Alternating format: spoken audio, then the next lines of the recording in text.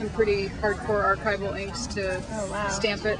I don't know if you can see that. Really detailed. You must have a very steady hand.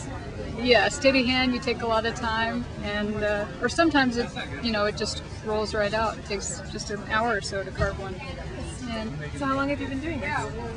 Well, actually, I started when I was unemployed in about 2000, just doing it for my own, holiday cards and Christmas gifts and things like that. And then this is my first retail venture today. This is your first time at Renegade. Exactly. And your first time selling out in the exactly. world. Congratulations. Thanks. Really pretty. Oh, thank you very much. Do you have a website also? Opening this fall. What's the name of it? It'll be moongirlproductions.com. All right. Thanks so much. Thank you. Take care. You. Okay, now we're looking around for Featherproof Press. It's Make Magazine, a local literary magazine. And these are the books for a local to Chicago sort of DIY indie press. The Featherproof Books. Started by Jonathan Messenger. And state your name for the camera. Zach Dawson. You guys have been around for how long? For 2 years. And you've released 2 books? Yes, this is our second book, our second year. And the second book is called? It's called Sons of the Rapture by Todd Dills. Local writer and editors run the second-hand literary broadsheet around town for about 5 years. Okay.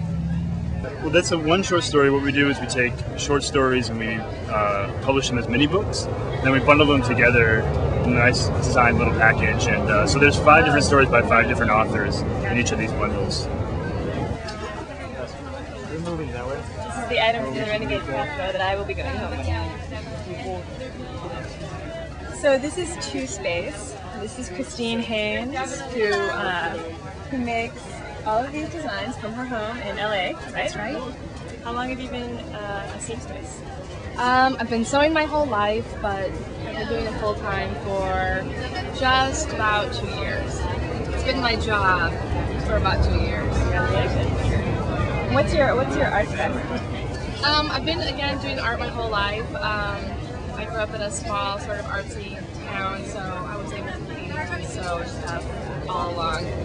My formal education is from the Art Institute in Chicago, which we're blessed with being able to go in and out of every department. You don't actually have to declare majors, so I was able to take film and sewing and everything in between. Very good. You guys do have a website though? Yep, it's twospace.com, TWOSBACE.com, and all of our designs are available on there, every size and color. Notice you guys have something a lot of the other booths don't have. Yes. You have a mirror and you have a tent. People are very envious. Try things on. Yeah, people are very envious of our changing tent and our mirror. Yeah, that gives you guys an edge. It does. Given that I'm a clothing designer, I don't make handbags and other stuff. I want to know that the stuff fits me before I leave. If I were a customer, so I want other people to feel good in what they're buying. I don't want them to be guessing. So they can try it on, they can look in the mirror and know that it's right. Yeah, the history of fashion is an endless palette of to choose from. So, and where do you get your materials, your fabrics? All my fabrics come from the lovely and amazing garment district in downtown LA. The garment district in LA is huge and amazing, and I can find pretty much anything and everything I want. So I can design what I want and then find it, as opposed to find some cool fabric and design around it, which is a luxury. Well, your stuff is very pretty. I think I'm going to be going home with that dress, so don't let anybody else take it. All right, it's got your name on it. All right, thanks, Christine. Thank you.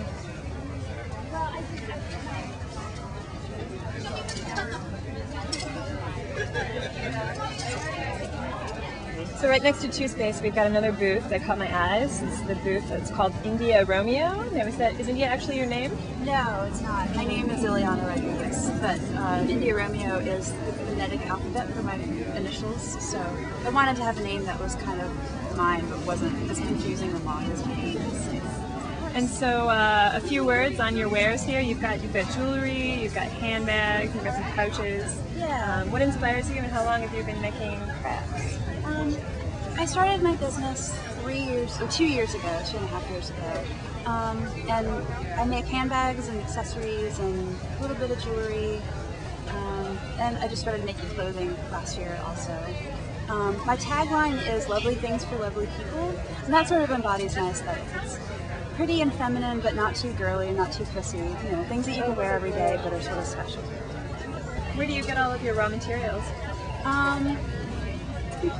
I do a lot of thrift store shopping for a lot of my fabric. I try to do recycled materials whenever I can. And whenever I go on vacation or something, I usually try to hit up fabric stores or bead stores or interesting things. Everywhere. Thanks for talking to us, Anna. Thanks. See you later.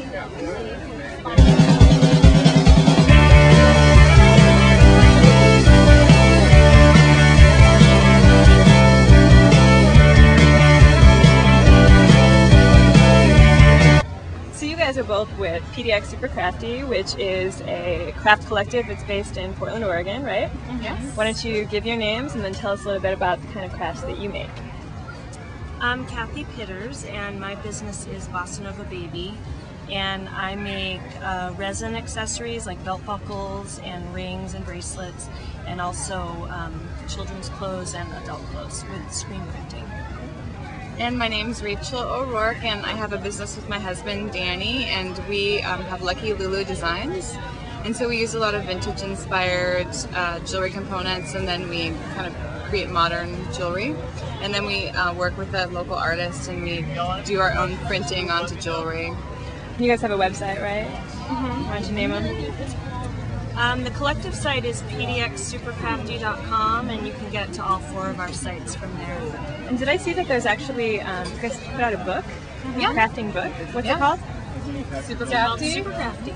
It's just like how-to projects? Our slogan is saving the world from mass production. All right, good to know. Thanks, ladies. Yeah, thank you. Thank you. Nice meeting you.